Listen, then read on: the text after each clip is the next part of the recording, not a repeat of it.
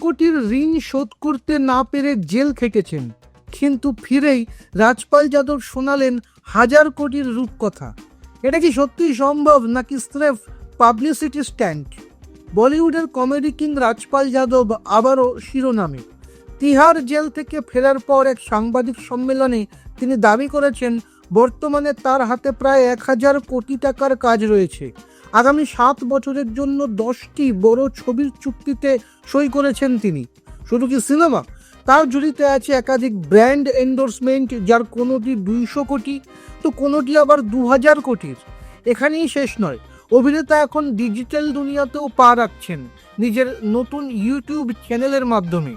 যদিও দর্শকদের একাংশ বলছেন যে আগে আপনি পুরনো ঋণ শোধ করুন, তারপরে সমস্ত নতুন কাজে ঢুকবেন, তবুও রাজপাল তার এই নতুন ইনিংস নিয়ে দারুণ আশাবাদী।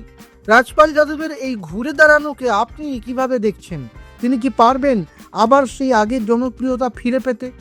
কমেন্টে আপনাদের মতামত লিখুন এবং সিনেমা দুনিয়ার আরও আপডেট পেতে সাবস্ক্রাইব করুন এই চ্যানেল। আপনার নিজের জন্য বা নিজের ব্যবসার জন্য পার্সোনাল বা বিজনেস ওয়েবসাইট তৈরি করতে চান, অথবা তৈরি করতে চান আধুনিক মোবাইল অ্যাপ, কোথায় যোগাযোগ করবেন, কিভাবে শুরু করবেন বুঝতে পারছেন না? যোগাযোগ করুন নিচে দেওয়া ফোন নাম্বারে। আপনার সমস্ত প্রশ্নের উত্তর পাবেন এখানেই।